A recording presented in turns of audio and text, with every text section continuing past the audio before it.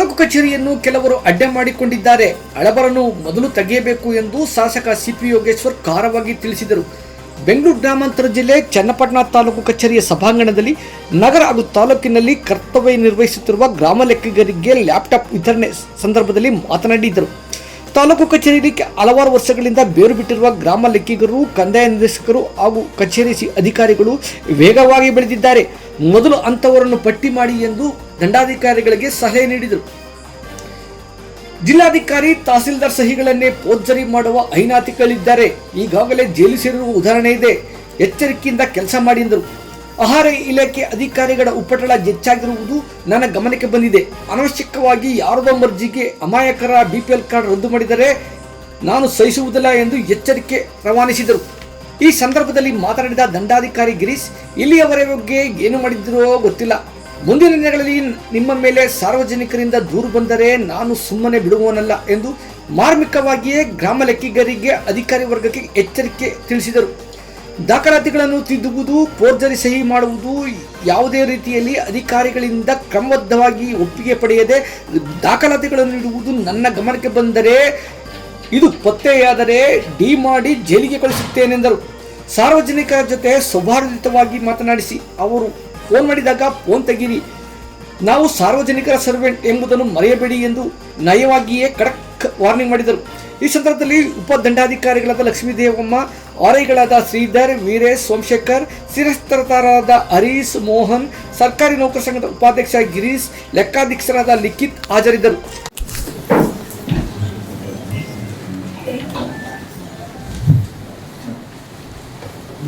ಏನು ತಾಲೂಕು ಆಡಳಿತದ ಕೇಂದ್ರ ಬಿಂದು ತಾಲೂಕಿನ ದಂಡಾಧಿಕಾರಿಗಳೇ ನನಗೆ ಹೇಳಿದ್ರು, ನಾನು ಹಿಂದೆ ಒಬ್ರು ಕರಪ್ಟ್ ಇಲ್ಲದೆ ಇರ್ತಕ್ಕಂಥ ಒಬ್ಬ ಪ್ರಾಮಾಣಿಕ ಅಧಿಕಾರಿ ಬೇಕು ಅಂತ ಅಂದಾಗ ಇವ್ರ ಹೆಸರನ್ನ 4 ಜನ ನನಗೆ ಸಜೆಷನ್ ಮಾಡಿದ್ರು. ಆಮೇಲೆ ನಾನು ಹೇಳಿ ತಾಲೂಕಿನ ಒಂದಷ್ಟು ಬದಲಾವಣೆ ತರಬೇಕು. ಯಾಕಂದರೆ ಈಗ ನಮ್ಮದು ಬೆಂಗಳೂರು ದಕ್ಷಿಣ ಜಿಲ್ಲೆ ಆದಮೇಲೆ ರಿಯಲ್ ಎಸ್ಟೇಟು, ಅನಧಿಕೃತ ವ್ಯವಹಾರಗಳು ಜಾಸ್ತಿ ಆಗ್ತಾ ಇದೆ ಅಂತೇಳಿ ಅದನ್ನು ತಪ್ಪಿಸ್ಬೇಕು ಅಂತೇಳಿ ಪ್ರಾಮಾಣಿಕರಂಥ ವ್ಯವಸ್ಥೆ ಆಗಬೇಕು. ಇವತ್ತು ತಹಸೀಲ್ದಾರ್ ಅವರು ಚನ್ನಪಟ್ಟಣಕ್ಕೆ ಬಂದಿದ್ದಾರೆ. ನಾನು ಅವ್ರಿಗೆ ಹೇಳಿದ್ದೀನಿ ಫ್ರೀಯಾಗಿ, ಸ್ವಾಮಿ ನಾವು ಏನು ಆಗಲ್ಲ, ನಾವು ಯಾವುದೇ ರೀತಿಯ ಅಕ್ರಮ ಎಸಗಿ ಅಂತ ನಿಮ್ಗೆ ಯಾವತ್ತೂ ರೆಕಮೆಂಡ್ ಮಾಡಲ್ಲ. ನಮ್ಗೆ ಆಗಬೇಕಾದ್ದು ಪ್ರಮುಖವಾಗಿ ಊರಿನ ಗಾಡಿ ದಾರಿಗಳು, ಬಂಡಿ ದಾರಿಗಳಾಗಬೇಕು, ಸ್ಮಶಾನಗಳಾಗಬೇಕು, ಸಾರ್ವಜನಿಕ ಜಾಗಗಳನ್ನ ಯಾರು ಲ್ಯಾಪ್ಟಾಪ್ಸ್ ನೋಡ್ಕೋಬೇಕು, ಅದೆಲ್ಲ ರೆವಿನ್ಯೂ ಡಿಪಾರ್ಟ್ಮೆಂಟು ಎಡೆ ಒತ್ತುವರಿ ತೆರವುಗೊಳಿಸಬೇಕು. ಹೀಗೆ ಸಾರ್ವಜನಿಕ ಹಿತಾಸಕ್ತಿ ಕೆಲಸ ಕಾರ್ಯಗಳನ್ನು ಮಾಡಬೇಕು ಅನ್ನೋದು ನಮ್ಮ ಉದ್ದೇಶ. ಹಿಂದೆ ಈಗ ಬಹಳ ಜನ ಸೀನಿಯರ್ಗಳಿದ್ದೀವಿ ಮತ್ತು ಯುವಕರು ಕೂಡ ಬಂದಿದ್ದೀವಿ. ಹೊಸ ಚಿಗುರು ಹಳೆ ಬೇಡವರು ಥರ ಇಬ್ಬರ ಸಮ್ಮಿಶ್ರಣವೂ ಇದೆ. ಇಬ್ಬರು ಎಲ್ಲ ಸೇರಿಕೊಂಡು ಒಟ್ಟಾರೆ ಈ ಒಂದು ತಾಲೂಕಿನ ಅಭಿವೃದ್ಧಿಗೆ ಕೆಲಸ ಮಾಡಬೇಕು ಅಂತೇಳಿ ಪ್ರಾಮಾಣಿಕವಾಗಿ ಮಾಡಿ.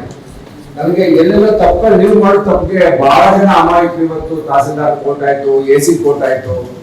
AC ಕೋರ್ಟ್ ಇರ್ತಕ್ಕಂಥ ಕೇಸು ನನ್ನ ಹತ್ರ ದಿನ 2 ಪಾರ್ಟಿಯವರು ಬರ್ತಾರೆ. ಸರ್ ನಮ್ದು ಅನ್ಯಾಯ ಆಗಿದೆ, ನಮ್ದು ಅನ್ಯಾಯ ಆಗಿದೆ ಸರ್. ನೀವೇ ಸರಿ ಮಾಡ್ಬೇಕಲ್ಲ, ನೀವೇ ನ್ಯಾಯಾಧೀಶರು. ನಿಮ್ಮ ಹಂತದಲ್ಲಿ ಪ್ರಾಮಾಣಿಕವಾಗಿ ಏನು ದಾಖಲೆಗಳನ್ನು ಪರಿಶೀಲನೆ ಮಾಡಿ ನೀವೇ ನ್ಯಾಯ ಕಲ್ಪಿಸ್ಬೇಕು. ನೀವು ಮಾಡೋ ಒಂದು ತಪ್ಪಿಗೆ ಪಾಪ ಅಮಾಯಕರು 16 ವರ್ಷ ದಾಖಲೆ ಇಲ್ಲದೆ ಅಲಿತಾರೆ. ಈ ಕೋರ್ಟು, ಆ ಕೋರ್ಟು, ಸಿವಿಲ್ ಕೋರ್ಟು. ನೆನೆ ನಾನು ಆಕಸ್ಮಿಕವಾಗಿ ಸಿವಿಲ್ ಕೋರ್ಟ್ ಹೋಗಿದ್ದೆ. 5,000 ಕೇಸ್ ಇದಾವೆ. OS ರೆವೆನ್ಯೂ ಡಿಸ್ಪ್ಯೂಟ್ಗಳು 5,000 ಜನರ ಕೇಸ್ ಈ ವರ್ಷ ಹಿಸ್ಟ್ರಿ ಅಂತ ದಾಖಲಾಗಿದ್ದು.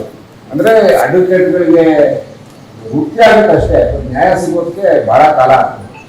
ನಿಮಗೆ ಮೂಲ ನ್ಯಾಯ ಸಿಗಬೇಕಾಗಿರೋದು ನಿಮ್ಮಿಂದ. ಹಾಗಾಗಿ ತಾವು ಕ್ರಿಯಾಶೀಲವಾಗಿ ಕೆಲಸ ಮಾಡಬೇಕು. ತಮ್ಮ ತಹಸೀಲ್ದಾರ್ ಲೀಡರ್ಶಿಪ್ ಅಲ್ಲಿ ಹೇಳ್ತಾ ಈ ಸಣ್ಣ ಪುಟ್ಟ ತಪ್ಪುಗಳನ್ನ ನೋಡಿ, ಯಾವುದೋ ಊರಲ್ಲಿ ನಿನ್ನೆ ರೇಷನ್ ಕಾರ್ಡ್ ಕಿತ್ತಾಕ್ತಿದ್ದಾರೆ ಮುದುಗೆನಲ್ಲಿ.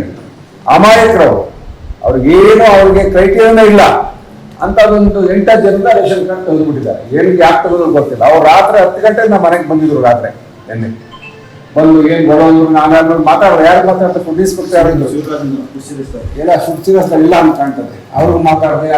ಇನ್ನೊಬ್ರು ಲೇಡಿ ಯಾರು ಇದ್ರಲ್ಲ, ಪುಷ್ಪರತ್ನೂ ಮಾತಾಡ್ತಾರೆ. ಸರಿ ಮಾಡ್ತೀವಿ ಸರ್, ತಪ್ಪಾಗಿದೆ ಅಂತ ಅವರು ಒಪ್ಕೋತಾರೆ.